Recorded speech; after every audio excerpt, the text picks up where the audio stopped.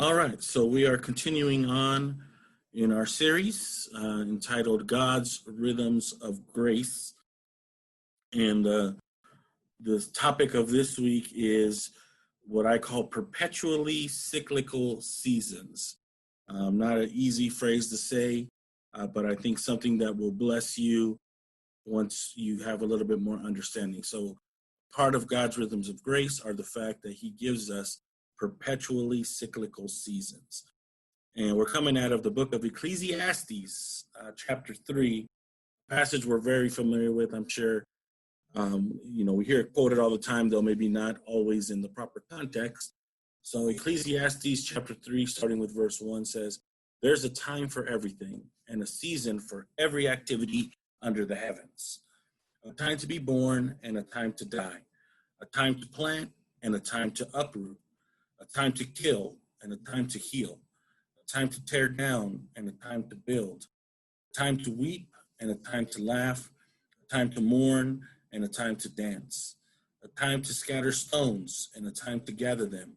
A time to embrace and a time to refrain from embracing. A time to search and a time to give up. A time to keep and a time to throw away.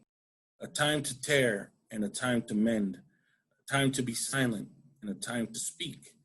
A time to love and a time to hate. A time for war and a time for peace.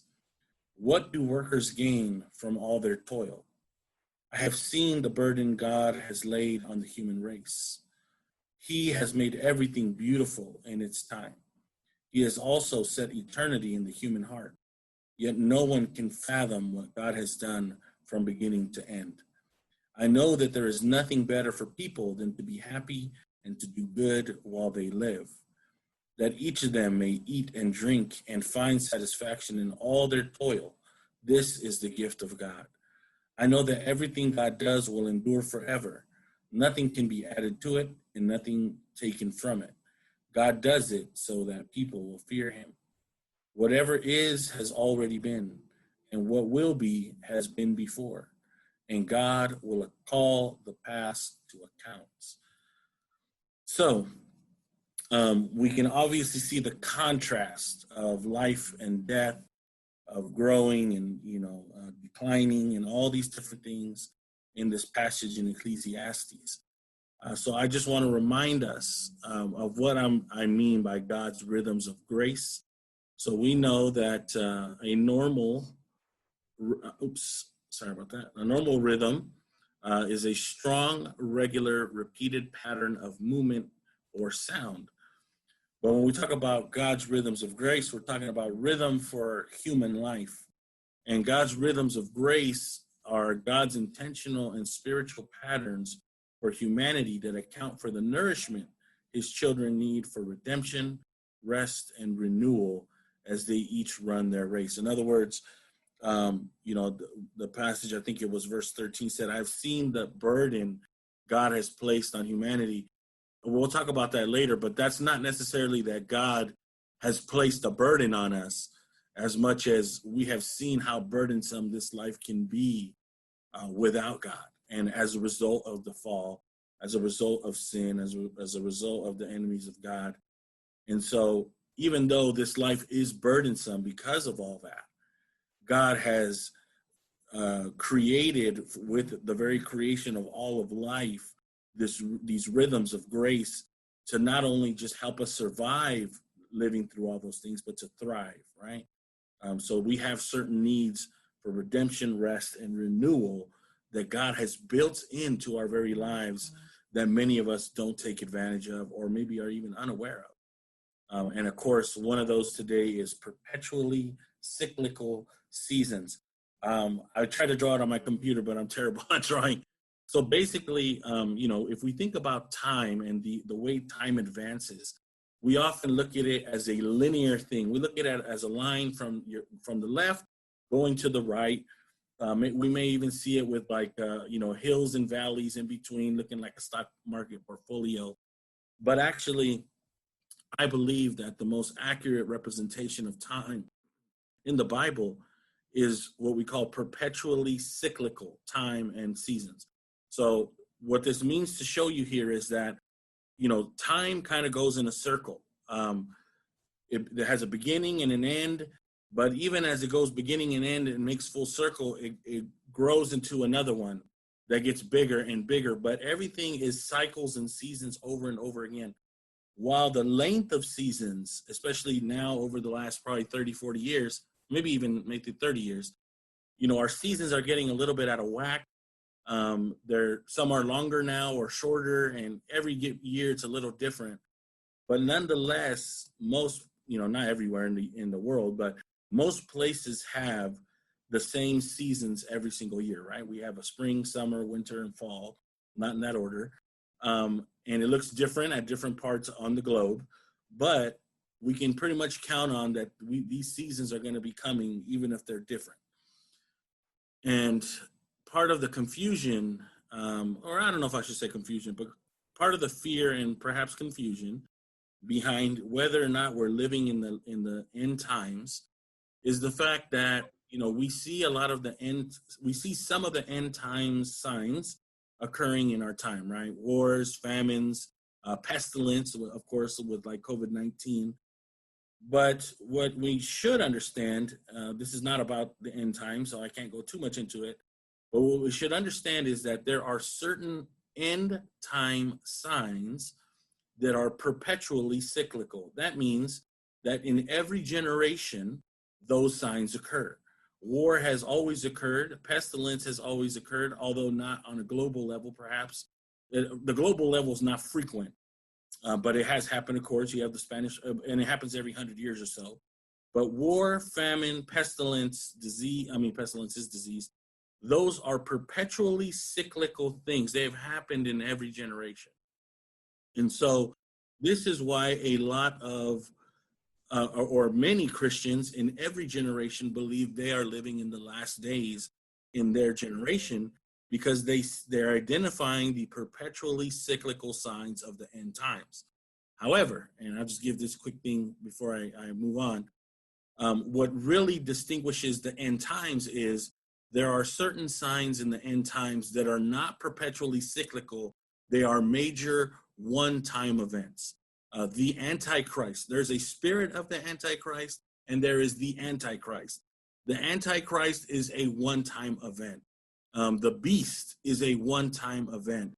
The fact that the Antichrist will sit on the throne in Jerusalem and the rebuilding of the third temple, that is a one-time event. And so while we do see perpetually cyclical end times that are common to every generation, the way to distinguish, we're always getting closer to the end, which is why you see these circles getting bigger and bigger.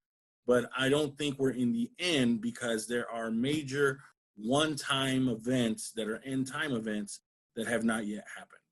So once again, this sermon's not on that, but I'm explaining perpetually cyclical time, perpetually cyclical seasons.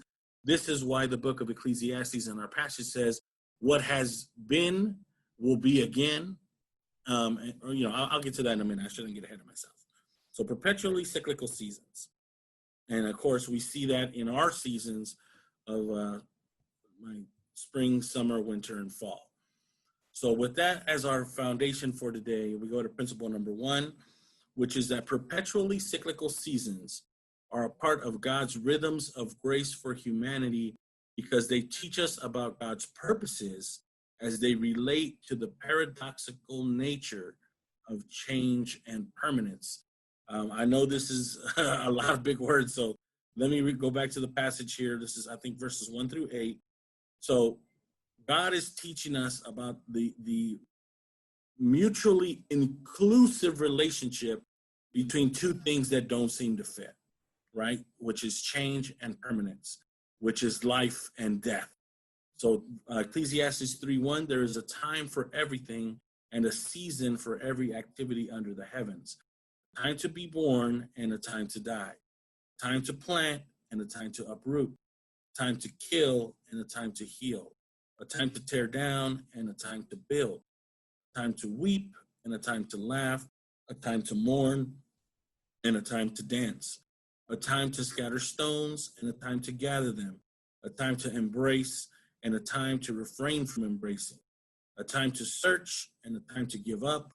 A time to keep and a time to throw away, a time to tear and a time to mend, a time to be silent and a time to speak, a time to love and a time to hate, a time for war and a time for peace. So the interesting thing here, when I say that perpetually cyclical seasons are a part of God's rhythms of grace for humanity, because they teach us about God's purposes as they relate to the paradoxical nature of change and permanence. What this means, so I'm going to give you two old sayings that I'm sure everybody here is familiar with. There's a saying that says, the more things change, the more they stay the same, right? And then that's one side. And then on the other side, we have, nothing stays the same, everything changes. Two, opposite extremes, but they're paradoxical in the fact that they're both true, right?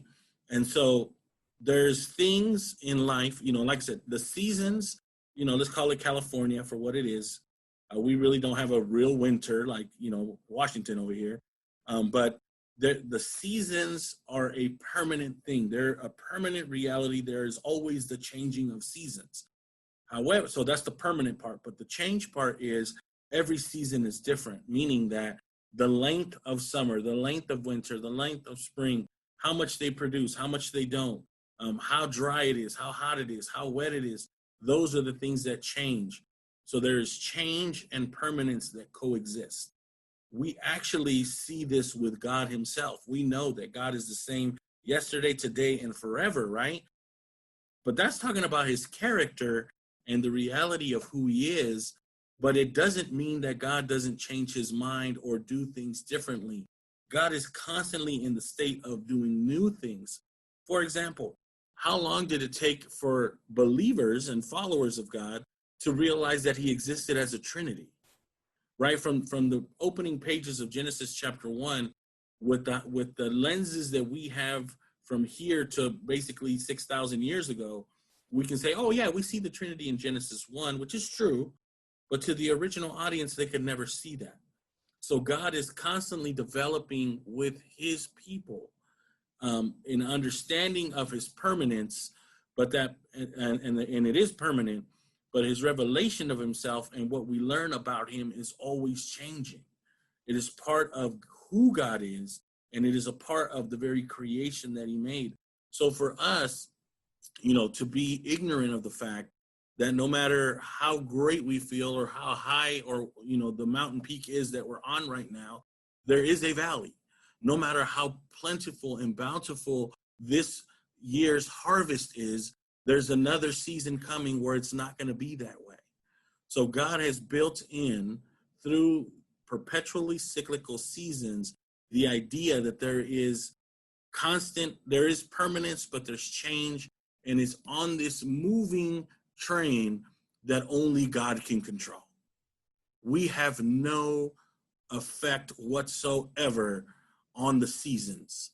Seasons that are, of course, temperature, but seasons of life, right? We don't get to choose when someone falls sick, someone gets sick or gets a disease or dies, or when our finances are impacted horribly, or when our nation rises to the top or falls to the bottom.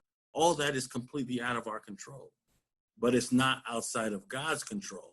So even when we see the extreme lows, we must keep in mind that it's a part of his rhythm of grace of perpetually cyclical seasons. I know that was very long, but we needed that to get to the next principle. So principle number 2 is perpetually cyclical seasons are a part of God's rhythms of grace for our lives, because they can bring us to understand the difference between the finite game and the infinite game of this life. And we see this in verse 9 and 10. What do workers, some translation, what do humans gain from all their toil, meaning all their hard work, all their labor? I have seen the burden God has laid on the human race, right? So here's the thing. If we're talking about from Solomon's point of view at this point, he's a little bit of a broken man. When he's writing Ecclesiastes, he's seen, he was one of the greatest kings of all time, the wealthiest, it says, of all time to his day. And of course, he sees it all crumble and fall. because of his direct actions. And so he's still telling truth, right? And the point is, if we, and we're going to get to what finite versus infinite is, but if all we're working for is what is in this life, then what are we really gaining from all the blood, sweat, and tears that we pour into our careers and our workplaces and into goals that we have? At the end of the day, what is it all for? Right? And that's part of the burden of the fallenness that the human race experiences, right? No matter how great and how wealthy one may become, it just takes the blink of an eye for everything to be gone if that is allowed by God's will. So let's go to what I talked about in that principle, which is the finite game versus the infinite game. So a finite game has a clear start and finish. You know, a finite game is like the game of football. It has a clear start and finish. It has boundaries where you're out of bounds or you're in the field of play. There's rules you must follow. There's points. There's a clear winner, a clear loser, a time limit to the match. And the one way I can explain finite game and the way we get caught up in it as human beings is, you know, Microsoft, I love Microsoft. They're a great company. I like Apple as well. But, you know, when Apple soared, when they came on the scene and they just skyrocketed, became billions of dollars, and of course, Microsoft in its own right is billions of dollars, but Microsoft has often been accused, and probably rightly so, of when Apple comes out with a new piece of technology that is revolutionary to life, Microsoft will generally come out with something similar to it, right? And Microsoft is looking at Apple as their foremost competitor. They're the only competitor, and Apple's even a little bit ahead of them in some ways.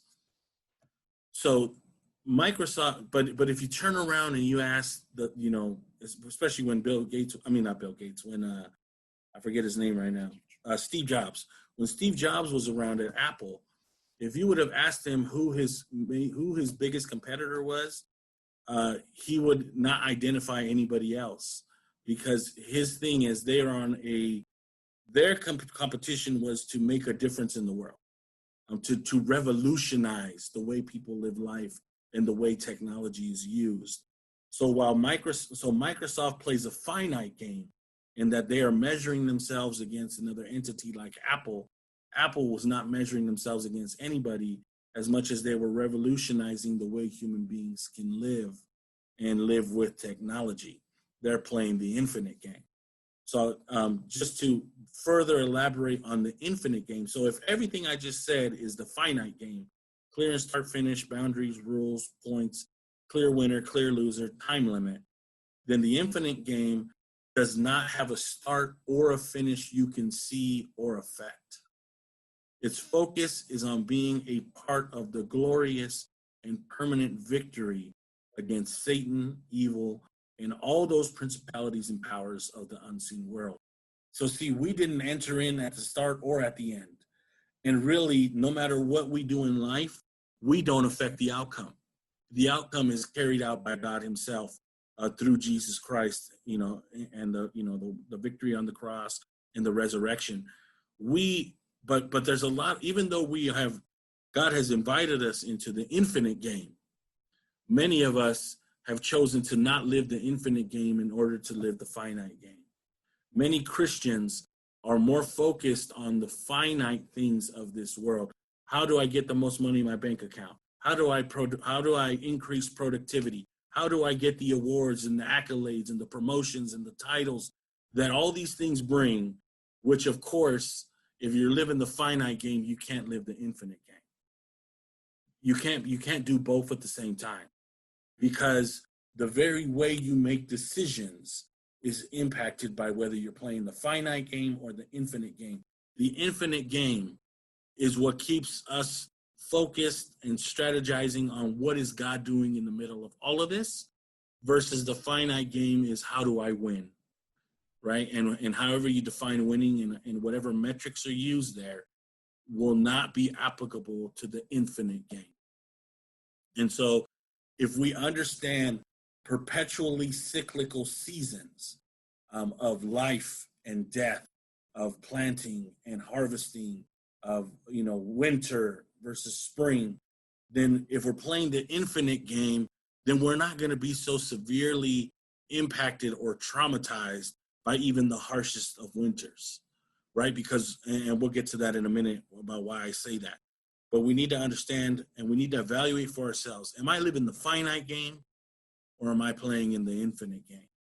And of course, the infinite game is what Jesus played, which is why he was not born in a palace with a silver spoon in his mouth, which is why he was homeless, which is why he had no title, which is why he didn't have, a formal education in the Bible. He was in the infinite game because he is infinite. And we need to move, if we want to really be able to enjoy life for all that it is, then we have to shift our perspective to the infinite game. We've already been included in the infinite game. We have an invitation. We have a jersey number. Christ has given it to us, but some of us have put it away because we want to go back to the finite game, and that always leads to disaster.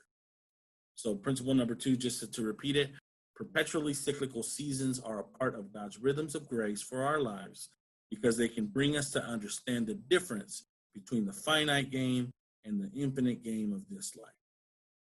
Principle number 3, the Word of God portrays time and perpetually cyclical seasons as an entity that is shaped by God alone to move all of reality towards his own beautiful goals. We see this in verse 11. He has made everything beautiful in its time. Before I keep reading, I need us to understand this is not talking about the beauty of creation. This is talking about that everything that happens on this earth that is finite, because it is being overseen by an infinite, the infinite supreme being, then even the ugliest of ugly and the harshest of harsh is made beautiful in God's time. So it's not really in its time, it's in God's time. So he, meaning God, has made everything beautiful in its time. He has also set eternity in the human heart, yet no one can fathom what God has done from beginning to end. And then we're going to skip to verse 14. I know that everything God does will endure forever. Nothing can be added to it and nothing taken from it. God does it so that people will fear him. Whatever is has already been, and what will be has been before, and God will call the past to account. So what we need to understand about this is that all of reality, past, present, and future, is not something that is primarily driven by social, political, national, global, or even supernatural forces.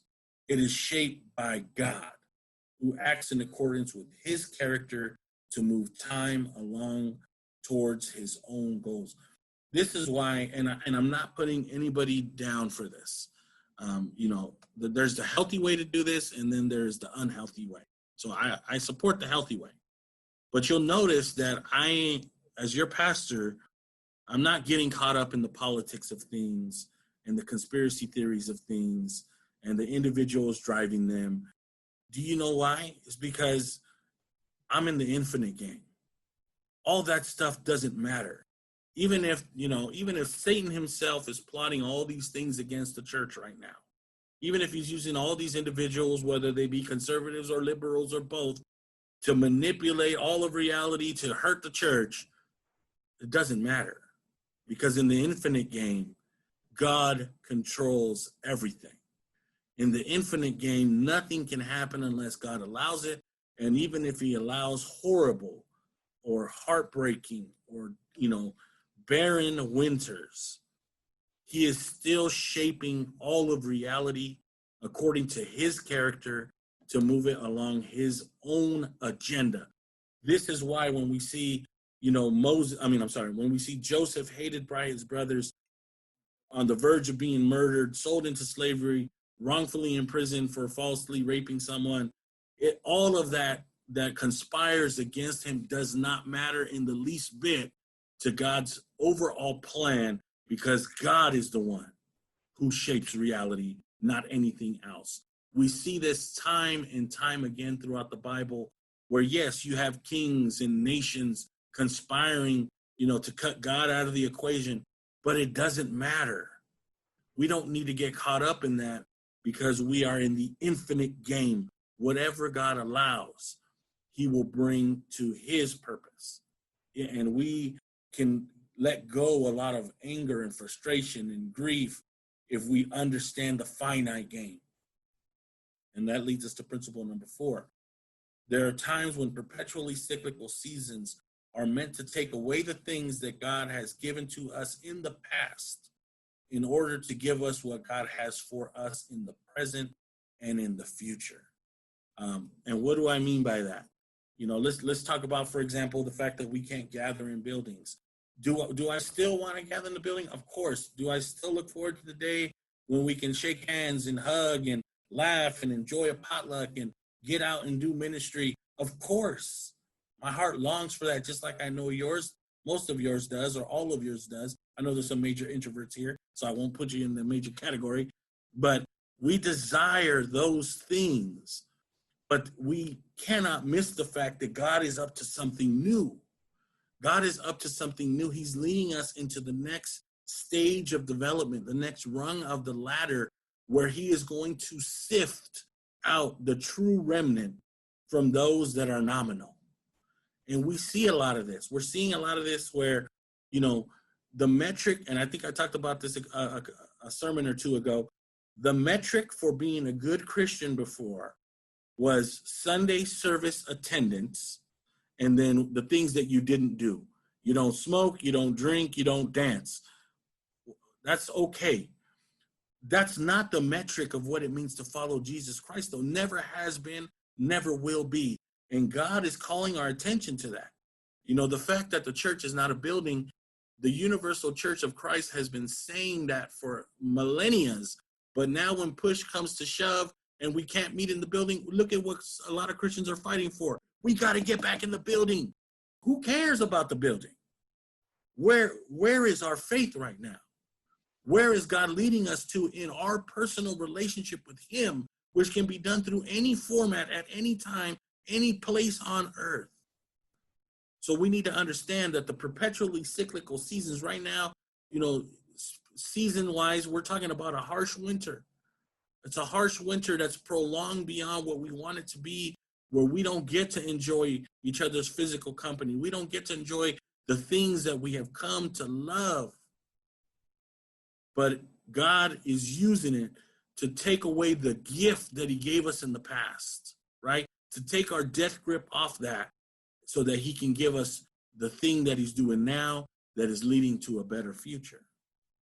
The finite game helps us understand that there's a better future on the other end of this change.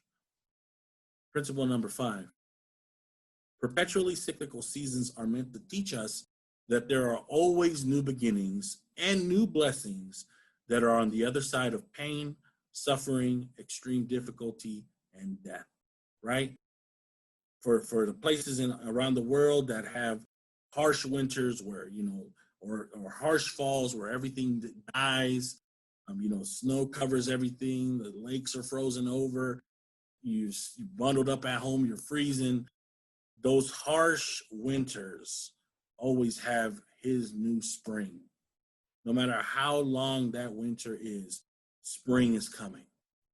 And that is ordained by God as a perpetually cyclical season to teach us that there are new beginnings and new blessings on the other end. Pain, suffering, extreme difficulty, and even death. And we see that in verse 12. I know that there is nothing better for people than to be happy and to do good while they live, that each of them may eat and drink and find satisfaction in all their toil. This is the gift of God. So this is not a hedonistic statement. This is not about, hey, do whatever makes you feel good. That's all that matters. Furthest thing from the truth. What this is saying that even in the harshest winter, in the darkest of times, you can still eat, drink, and be merry despite the burdensomeness of this life, right? That's where the toil comes in. And we can still find satisfaction in all this toil. That's the gift of God, the satisfaction, the fact that we can be happy and continue to do good no matter what season of life we're in. That is the gift of God. But that gift of God only comes if we understand the finite game. Because otherwise, while the harsh season is in the middle of being harsh, we're shedding tears and we're frustrated and we're angry and we're lonely and we're grieving what we've lost because we're in the finite game. We think about how long it took us to compile that. How many years of working hard did it take to get that? That's finite. But the infinite game teaches us spring is coming. No matter what gets lost or dies or is shed in the harsh and dark season, spring is coming. New blessings, new life. Principle number 6. We must recognize that in accordance with perpetually cyclical seasons, there's no way to avoid the uncomfortable or barren-looking in-between period that usually takes much longer than we think it should, right? Man, that's the fact of life. Even when things change and you know they're going to change for the better, there's always this transitional state between winter leaving and spring coming where it looks like nothing's going on, right? It's taking so much longer than we wanted to. We're dying with anticipation. We're saying, how long, Lord? Right? How many times, do you know how many times it says in the Bible, how long, O Lord?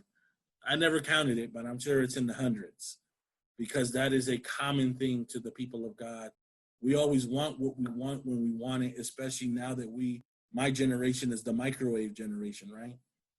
We get everything in a couple minutes. That's all it takes.